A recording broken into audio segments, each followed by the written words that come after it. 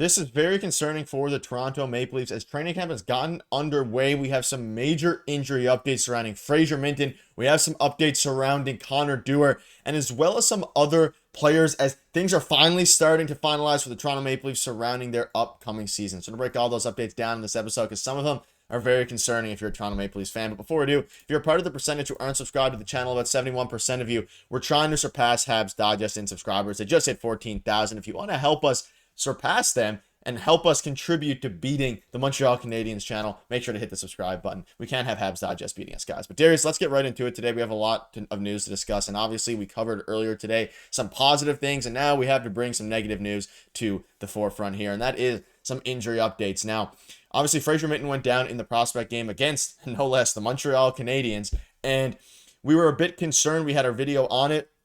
Obviously, we have some interesting updates. We're going to break them all down here. So here are the list of full updates. We'll dive into them one by one, but Connor Dewar had shoulder surgery this summer, won't start training camp. Fraser Minten sustained a high ankle sprain at prospect tournament, return unknown, and Ben Danford suffered a concussion in rookie camp, though is progressing. So some decent news on Ben Danford at the very least, but Fraser Minten, let's focus on him first, Darius.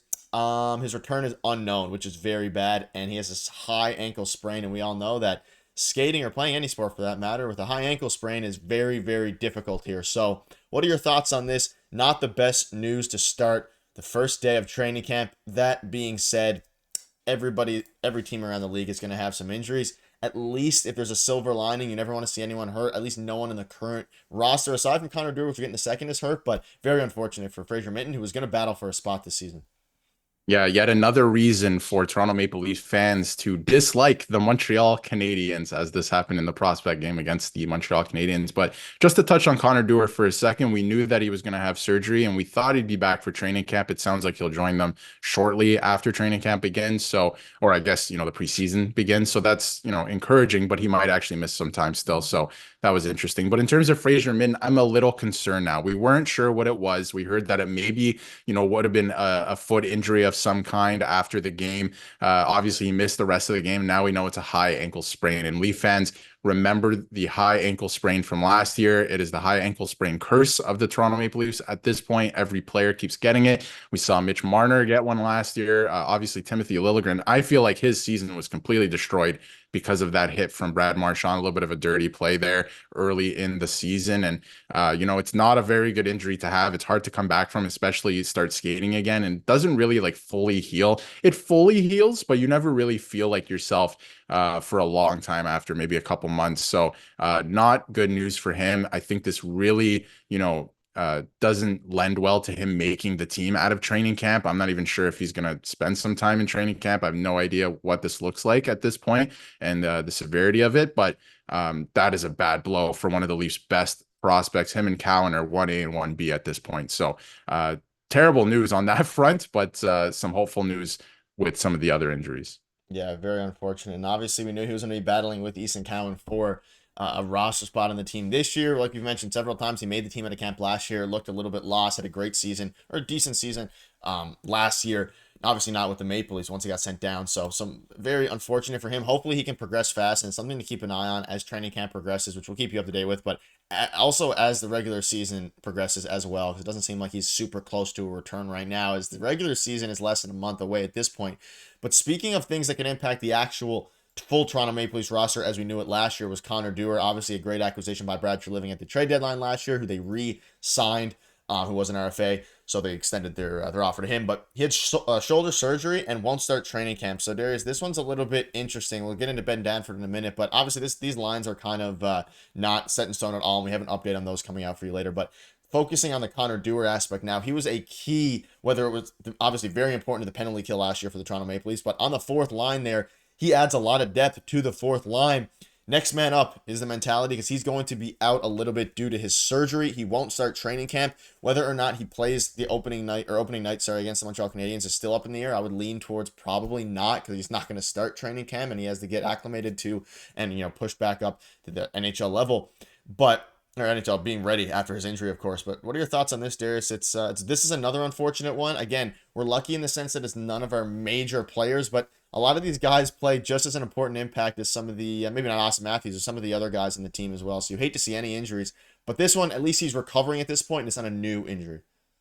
No, it's not a new injury. We knew about it at the end of last season. I think, Brad Treliving came out and said that he's going to require surgery, but they wanted to retain his services. Obviously, that happened, but they were expecting him to be ready for training camp, and it sounds like he's not going to be ready for the start. I don't know. The language they were using today sounds like he's going to miss maybe a couple days, and then he'll join the group after that. And where he fits in now, I don't know. It's interesting. He's going to miss the first couple days, and obviously he's still recovering. I'm sure, if he's going to join them right away, he's cleared to skate, and maybe he's been skating for the last couple of weeks. But I think that's very interesting. Maybe he's not up to speed, right? Maybe somebody else is taking his spot, like you said, the next man up. With him being out, because I would have had him in my lineup for sure.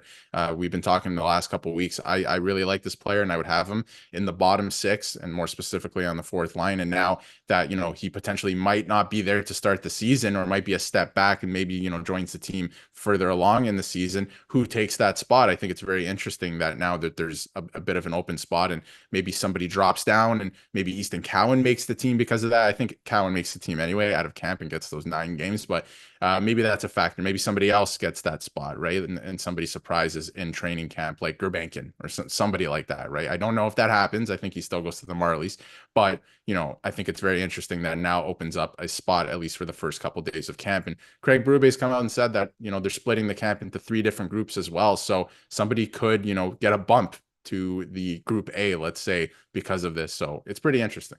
Yeah, and obviously Connor Dewar, the injury is not known to be super serious. Like he's going to recover soon and hopefully start, but there's so many options that the Toronto Maple Leafs have for that third and fourth line that if Connor Dewar is pushed back even a week or anything like that, every day he misses is another day for someone else to step in. Now, obviously, Connor Dewar has the NHL experience. He played really well last year, so he has to step up.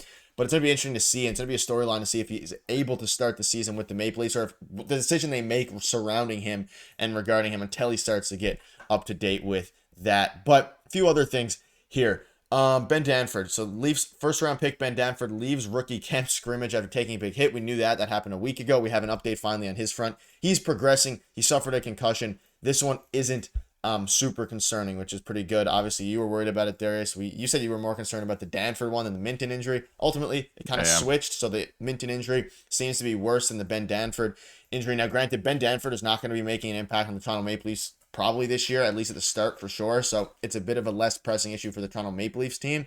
But when you're looking at training camp and seeing these battles, we really want to see them between Fraser Minton, between Easton Cowan, Gerbankin, all these guys, Alex Nylander, and it comes to the point now where Danford's injured here, and it's going to be interesting to see what happens. And you can see Brad Treliving said there's a path for roster for there's a lot of different for the younger prospects. We'll make room for young players if young players can help us win. And whether that's Easton Cowan, whether that's Fraser Minton, who's hurt now, Ben Danford is also hurt but is progressing well, which is a good sign.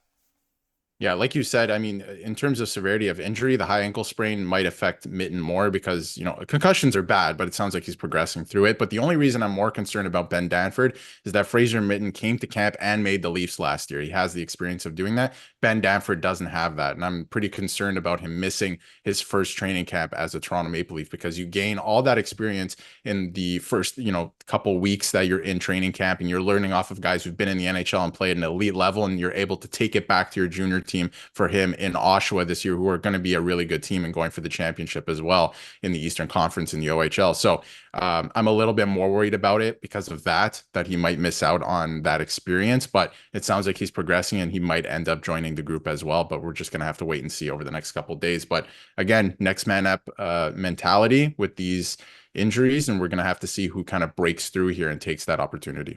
Yeah, and I gave you a quick sneak peek on Yanni Hakanpää. He'll start in the development group at training camp as he gets up to speed, coming off his injury. But all things are pointing to him definitely playing a big factor, into the Toronto Maple Leafs team this season. But let us know in the comments what your thoughts are on this. A lot of things are going down right now, whether that's prospect things, whether it's injuries. Let us know in the comments what your thoughts are, and we'll have another video for you guys later today.